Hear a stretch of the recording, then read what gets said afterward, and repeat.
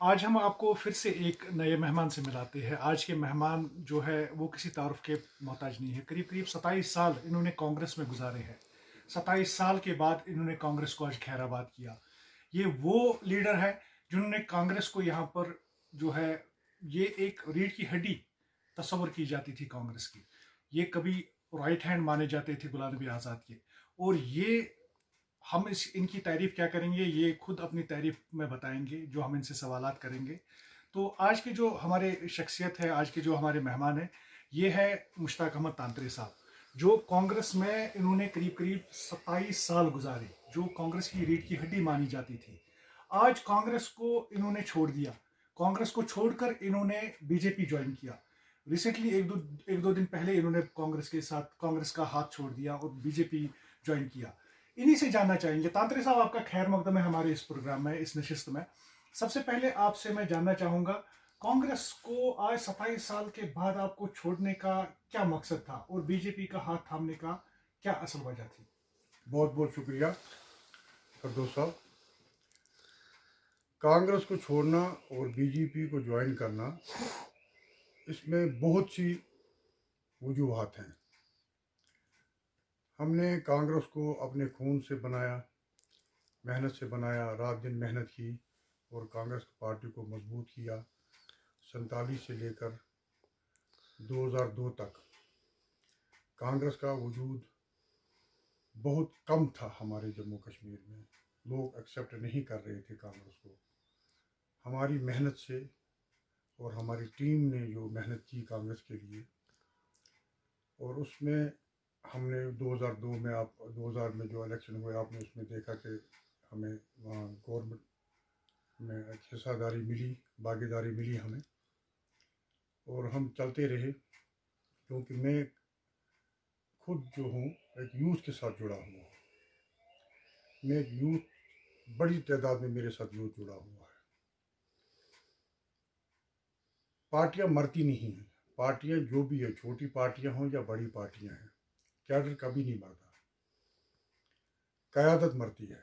जब क़यादत कमज़ोर हो जाती है तो फिर हम जैसे लोगों को, जिसके पीछे लोग हों, हमें कोई ना कोई फैसला आवाम के लिए, नौजवानों के लिए करना पड़ता है। यही समझकर जब मैं हर वक्त, मेरे बहुत झगड़े होते थे कांग्रेस में अपने यूथ को लेकर, मगर निराशा मिलती थी मुझे। जब बीजेपी की गवर्नमेंट आई, मोदी जी की सरकार आई, मोदी जी प्राइम मिनिस्टर बने, मोदी जी के जो भाषण मैंने सुने, मोदी जी के जो इंटरव्यू मैंने सुने, मैं उनसे बड़ा मुतासर हुआ कि यूथ के लिए कुछ करना चाहते हैं। तो इसीलिए मैंने ये फैसला लिया कि मैं भाजपाई में जाऊं और मेरा जो युवा है, युवा जो मेरे साथ जुड़ा हुआ है, जो नौजवान मेरे साथ जुड़ा हुआ है, इनके फ्यूचर के लिए मोदी जी की नेतृत्व में जो सरकार है यहाँ पर, वही नौजवानों की भलाई के लिए कोई ना कोई खास कदम उठा सकती है। तांत्रिक साहब, अगर देखा जाए यहाँ पर हर एक जो है अभी कांग्रेस का हाथ छोड़ रहा है। आपकी जो तंजीम कांग्रेस थी, अब तो आपने बीजेपी ज्वाइन किया है, तो मुझे बताइए, क्या ये इक़्तिदार की लालच होती है? क्या कांग्रेस अभी, जब हमने तो सुना है कि जो हमारे बुजुर्ग थे, जो हमारे उस्ताद थे, उनने बताया था कि किसी डूबते हुए को सहारे की जरूरत होती है। आज कांग्रेस डूबती हुई नजर आ रही है, तो आपने इसीलिए हाथ छोड़ा उनका, क्योंकि कांग्रेस अब कुछ जो है आपके लिए नहीं कर सकती थी। आप इक़्तिदार में, जबकि बीजेपी है, आपने उन्हीं का हाथ थाम लिया। क्या आपको भी हम उन्हीं में से समझें कि आप इक़्तिदार के ही भूखे हैं, क्योंकि आपने आज कांग्रेस का हाथ तब छोड़ा जब आपको उनकी जरूरत थी, लेकिन आज आपने बीजेपी ज्वाइन किया। हम भी आपको उन्हीं में से शुमार करेंगे कि इक़्तिदार के पीछे ही सारे भागते हैं? बिल्कुल नहीं, बिल्कुल नहीं, ऐसी कोई बात नहीं है। हम इक़्तिदार के भूखे नहीं हैं। हमने अपने आप को, मैंने अपने आप को वक़्फ़ किया है आवाम के लिए, लोगों के लिए, नौजवानों के लिए। हमने उस वक़्त कांग्रेस का साथ दिया है मैंने, जिस वक़्त कांग्रेस का कोई भी चलने वाला नहीं था। उन हालातों में हमने कांग्रेस का साथ दिया है और बिल्कुल दिल से साथ दिया है और कांग्रेस को मजबूत करने में अपना रोल अदा किया है। हमें इक़्तिदार की भूख नहीं है। सिर्फ मैं युवाओं के लिए, जो नौजवान मेरे साथ जुड़े हुए हैं, यहाँ कश्मीर में हर डिस्ट्रिक्ट में मेरा नौजवान मेरे साथ जुड़ा हुआ है। मैं एक एक गेम से भी जुड़ा हुआ हूँ। मैं स्टेट प्रेसिडेंट हूँ ताइक्वांडो का। मेरे साथ इसलिए नौजवान ज़्यादा जुड़ा हुआ है। मैंने उनके बारे में सोचना है। मैंने उनसे बात की कि हमारे काम नहीं निकलते हैं। हमें बच्चों की गेमों में काफ़ी प्रॉब्लमें होती थी। तो मशवरा करके हमने बीजेपी ज्वाइन किया, इक़्तिदार के लिए नहीं किया। जैसे हमने कांग्रेस के लिए मेहनत की और लगन से कांग्रेस को बनाया, इसी तरीके से हम भाजपा को भी, भारतीय जनता पार्टी को भी मजबूत करेंगे और जो नरेंद्र मोदी जी को भी मजबूत करेंगे और अमित शाह जी को भी मजबूत करेंगे, जेपी नड्डा जी को भी मजबूत करेंगे और हमारे यहाँ अशोक कोल जी हैं यहाँ, उनको भी मजबूत करेंगे। वो भी हमारे, उनका भी हाथ हमारे सर पर है और बिल्कुल हमने उनसे बात की है और उन्होंने हमें आश्वासन दिया है कि नौजवानों के लिए हम आगे फ्यूचर में जो भी हमसे हो सकेगा हम करेंगे। मुश्ताक साहब, अगर देखा जाए यहाँ पर बात करेंगे, आप राइट हैंड माने जाते थे गुलाम नबी आज़ाद के। आप काफ़ी करीब थे सोनिया जी के और राहुल जी के भी। तो यहाँ पर जो भी इवेंट्स मुनक्कद होते थे, आपका उसमें बहुत ज़्यादा हाथ हुआ करता था। आप ही ऑर्गेनाइज करते थे कांग्रेस के जितने भी इवेंट्स यहाँ पर हुआ करते थे। तो आपने क्या उनसे बात नहीं की before you are joining the BJP party? तो उनसे अपनी ग्रीवेंस आपने जाहिर नहीं की, उनसे जो आपकी ग्रीवेंसेस थे उनको नहीं बताई? जो यहाँ पर स्टेट प्रेसिडेंट गुलाम मीर साहब है, उनके पास आप गए? क्या आपकी जितनी भी जो ग्रीवेंसेस थी, क्या उनका अजाला नहीं हुआ? क्या उनको लेकर आप उनके पास नहीं गए, उनको नहीं बताया? बिल्कुल, बिल्कुल मैं उनके पास गया, बार बार गया, एक बार नहीं गया, बार बार गया और मैंने उनको बताया कि कांग्रेस से लोग निकल रहे हैं, इनको रोकिए, इनके पास जाइए, इनको मेहनत कीजिए, इनको समझाइए, समझा के पार्टी को बिखरने मत दीजिए। मगर मुझे ऐसा लगा जब बार बार कहने से भी उन्होंने मुझे मुतमिन नहीं किया, मुझे कन्विंस नहीं कर सके, मेरी बात को उन्होंने माना नहीं। और फिर मैं लास्ट में ज्वाइनिंग से पहले, मैं कुछ दिन पहले मैं अपने स्टेट प्रेसिडेंट से मिला, जो मेरा साहब का स्टेट प्रेसिडेंट है, मैं उनसे मिला। मैंने उनसे गुलाम मीर साहब से। मीर साहब से मैंने उनको बोला ऐसे ऐसे बात है, लोग जा रहे हैं, आप कुछ कीजिए। वो मुझे मतलब कन्विंस नहीं कर सके। मुझे ऐसा लगा ये चीज़ कि उसको ये कोई परेशानी नहीं है कि लोग निकल रहे हैं, कांग्रेस कमज़ोर हो रही है। तो इसलिए मैं निराश होकर वहाँ से निकला और मैंने फिर फैसला किया कि मैं बीजेपी ज्वाइन करूँ। या अपना टाइम ज़ाया करना हो गया इनके साथ, क्योंकि अब मैंने पहले भी कहा आपको कि पार्टियाँ मरती नहीं है, कैडर मरता नहीं है, लीडरशिप की कमी होती है। लीडरशिप नालायक जब बन जाती है तो फिर यही पार्टियों का हाल होता है। तो तांत्रिक साहब, एक बात मुझे बताइए, आज बीजेपी इक़्तिदार में है, बीजेपी का आज फुल फ्लेज जो यहाँ पर अभी सपोर्ट मिल रहा है। क्या कल को अगर बीजेपी कमजोर होती है, कांग्रेस फिर से इक़्तिदार में आती है, कांग्रेस फिर से पावरफुल बन जाती है, क्या तब भी हम तांत्रिक साहब को ऐसे ही देखेंगे बीजेपी में, या तब उनका ऐसे ही मशवरा चेंज होगा, फिर से आप कांग्रेस ज्वाइन करेंगे? क्या ऐसा हम समझे? ऐसी कोई बात नहीं है।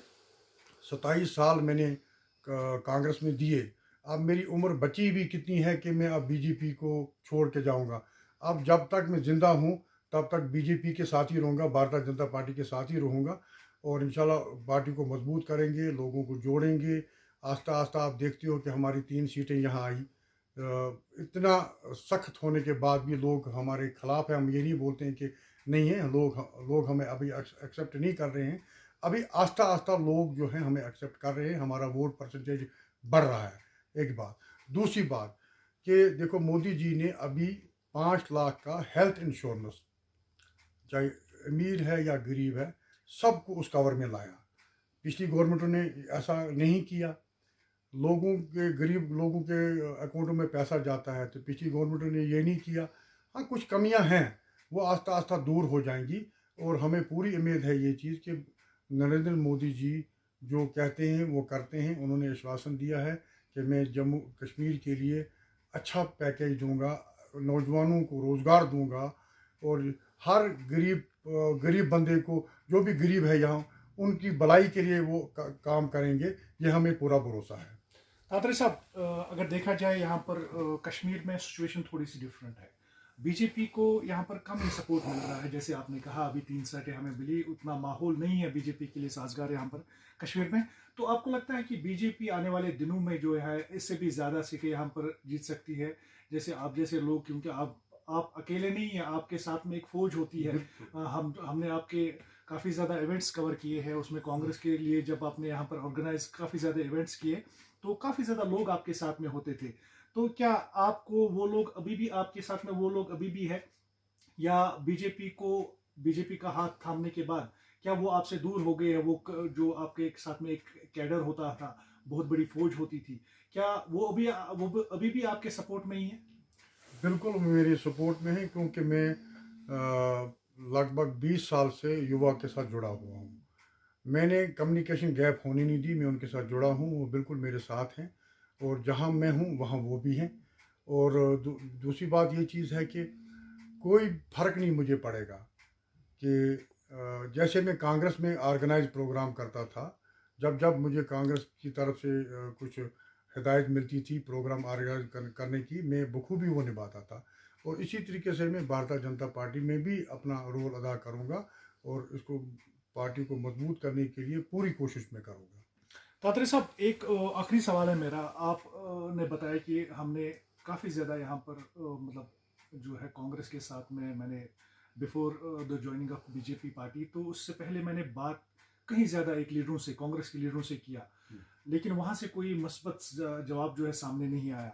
तो क्या पीडीपी पर जो इल्ज़ामात बीजेपी की तरफ से लगाए जा रहे हैं, नेशनल कॉन्फ्रेंस को इल्ज़ामात के दायरे में लाया जा रहा है, यहाँ पर खानदानी राज चल रहा है, क्या कांग्रेस में भी ऐसा है? यहाँ पर कश्मीर की अगर मैं बात करूँ, बाकी जो कश्मीर के अलावा अगर दीगर स्टेटों की बात मैं उसमें नहीं जाना चाहता हूँ, लेकिन कश्मीर में खासकर बीजेपी यही कार्ड, ट्रम्प कार्ड चलाती है कि यहाँ पर खानदानी राज जो है किया जा रहा है। क्या कांग्रेस में भी ऐसा कुछ देखने को मिल रहा है? बिल्कुल सही आपने फरमाया। अच्छा अच्छा सवाल आपने किया कि जो नेशनल कॉन्फ्रेंस हो या पीडीपी हो, खानदानी राज इनको कहा जाता है, कांग्रेस में भी यही है। आपने देखा अभी बीडीसी इलेक्शन में हर एक ने, अभी हमारा प्रेसिडेंट उसने अपनी बेटे को उठाया, दूसरा एमएलए शांगत उसने अपनी अपनी बेटी को या बहू को उठाया, इसी तरीके से एमएलए सोपोर उसने अपने बेटे को उठाया। ये खानदानी राज नहीं है? क्या ये किसी वर्कर को जगह नहीं दे सकते थे?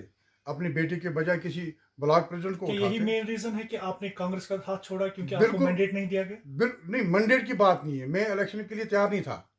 मैं इस बीडीसी इलेक्शन के लिए बिल्कुल तैयार नहीं था, क्योंकि मेरी सेहत ख़राब थी। मैंने पहले ही मना किया था, क्योंकि मेरे वार्ड में ताजमुद्दीन लड़ रहे थे, जो कैबिनेट मिनिस्टर रहे। ताजमुद्दीन ने वहाँ बीडीसी इलेक्शन पर, देखो कितना डाउन हुआ वो, उसने बीडीसी इलेक्शन लड़ा। तो हमें वो चीज़ नहीं है, मगर यहाँ भी खानदानी राज शुरू हो गया। तो इसमें कोई दो राय नहीं है कि खानदानी राज चलता है। अगर कोई कहता है तो बिल्कुल सही बात है ये।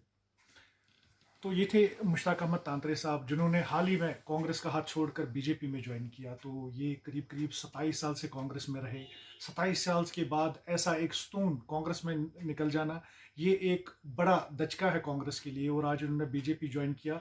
ये खुद अकेले नहीं है, इनके साथ में एक बड़ी फौज हुआ करती है, क्योंकि इन्होंने जितने भी इवेंट्स यहाँ पर कांग्रेस के लिए मुनक़िद किए, यही ऑर्गेनाइज करते थे। और काफ़ी ज़्यादा राइट हैंड ये गुलाम नबी आज़ाद के माने जाते थे। मुश्ताक अहमद तांतरे जो है अपनी नई इनिंग्स अब खेलने जा रहे हैं बीजेपी के साथ। आने वाले दिनों में ही पता चलेगा कि मुश्ताक अहमद तांतरे जो है, क्योंकि काफ़ी ज़्यादा दिग्गज लीडर बीजेपी में अभी माने जाते हैं, काफ़ी ज़्यादा कंपटीशन है वहाँ पर भी बीजेपी के अंदर। तो देखेंगे कि मतलब 27 साल पुराने जो अभी हमारे सियासतदान मुश्ताक अहमद तांतरे हैं, तो इनको कहाँ पर वो फिट बिठाएंगे। JKC न्यूज़, फिरदौस इलाही, श्रीनगर।